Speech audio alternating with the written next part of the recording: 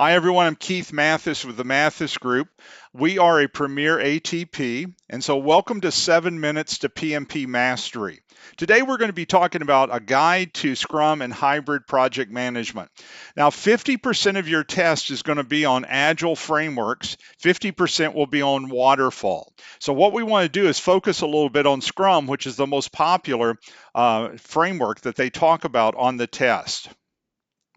So agile and hybrid methodology. Sometimes people treat agile methodologies as if people hate the project manager. So agile is an anti-project manager. It is project manager evolved. We're to such a point to where we and the team are able to make a lot of decisions without having a project manager because we understand the project format, we understand what the customer wants, and we're able to have a lot of different interaction for speed purposes.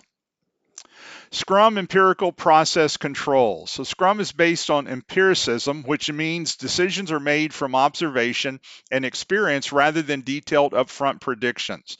So your team is being able to see what's happening and make corrections. They're hitting a moving target. They're making corrections without going through major change control processes and documentation and things. The Scrum framework is built on three main pillars: transparency, which is the process and work must be visible to those performing and receiving it. Inspection, the progress and artifacts are frequently examined to detect problems early. And adaptation, if something is off, adjustments are made as soon as possible. So Scrum is really aligned with the capability of hitting that moving target. Let's look at Scrum values. There are 5 values in Scrum: commitment, focus, openness, respect, and courage. And you'll notice by looking at these values, all of these are very much geared for that cross-functional team and that encouragement for your team to be able to engage with one another. There are several roles that you want to make sure you understand. The first role in Scrum is going to be your product owner. They represent the customer, they rank the requirements, the features, the user stories, they understand the goals and the outcomes of the project. The product owner is not another name for project manager. And so this person works directly with the customer, and this person's in control of the pot of features, the pot of user stories. The second role is going to be the Scrum Master. This is not another name for project manager. Those are all tricks. So this is not another name for project manager. So they facilitate. They act as what's called a servant leader. They primarily are responsibilities focused on supporting Scrum framework. And so what you'll notice is that when they talk about facilitating and they talk about removing impediments, a lot of times this is exactly one of the roles that's doing this, the Scrum Master. The other role is going to be developer or team. They plan the work, they estimate the sprint, they establish the sprint estimate, they maintain the work meets the DoD, that's the definition of done, and they participate in daily scrums. And so the developers are the ones who are able to do the estimates. They don't inherit estimates from the product owner, nor do they inherit it from management. And then if you have a project manager, which is typically not part of Scrum, only in Scrum projects if it is a hybrid project. So many of your test questions will throw a project manager in, but you don't really see anything else about it that's hybrid except that you have a project manager involved. So what I would say to you is that when you have those type of questions, look directly as if it was Scrum and answer it from a Scrum standpoint. Typically when you see the hybrid situation with the project manager being there, that project manager is typically not interfering with some of the other typical Scrum duties. Scrum events, you'll have your sprint, that's your iteration, 2 weeks to 3 weeks. Shorter is what is desired.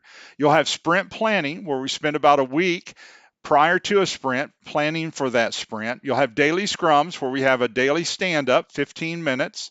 You'll have a sprint review at the end of the sprint. You'll have a sprint review. This might be called a sprint demo on your actual test questions, and a sprint retrospective. A retrospective is the same as a lessons learned, but you're doing it per sprint. And so at the end of a 2-week sprint, you would have a sprint retrospective. What could we do better? What did we do good? Just like you would a lessons learned. Scrum artifacts. You'll have a product backlog. That's your big pot of features. And then from that big pot of features and user stories, you'll have your sprint backlog, which is the backlog of features and functionality that's just for that 2-week sprint. And it might even be called an increment in that on the test question, and that's fine. So a Scrum overview. So this graphic kind of takes you through. You prioritize your product backlog. That's your product owner, and it's fed down into a sprint backlog. That's going to be for your next sprint. And then notice that it feeds into your 3-week sprint execution. And so your team is running that sprint in those 3 weeks. Now this is a kind of a trick that once that sprint starts, there are no changes to that sprint backlog. That sprint has 0 changes until the end of that 3 weeks, and it cannot be extended. So whatever the length of time is for the sprint, whether it's 2 weeks or 3 weeks, no change orders, no extension. At the end of 3 weeks, it's going to stop, and whatever you finished is going to be handed off for the customer to start looking at and playing with and looking at in a sprint demo, but you do not extend and you do not have change orders within the sprint. And so you'll have a sprint review or a demo. You'll have incremental delivery to that customer to where they start playing with those features. And then you'll have your retrospective giving feedback back to the product backlog. And then getting ready for the next sprint, you'll have sprint planning again, and you'll be the product owner will start ranking those features and functionality for that sprint. Scrum time box events. Time box is just a term of time that is locked in. And so if you have a 15-minute daily stand-up, that is a 15-minute time box. And so examples on your test could be a 3-week sprint. That's a time box, means it does not get extended.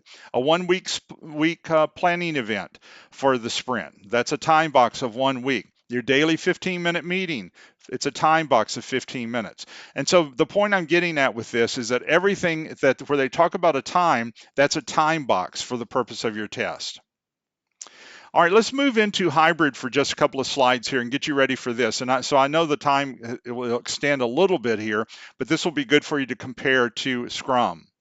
So in hybrid, I want you to notice what's really hybrid here. So if you look at the graphic, half of this is going to be traditional. The traditional part, notice it starts off with initiation. Shows a project charter. And so that project charter here is going to be something very similar like what you would have in traditional. Then notice here that we went ahead and did, for the purpose of this example, planning. The planning happened to be traditional. But as that planning comes out and moves into running the project's going to be run in an agile way with 3-week sprints.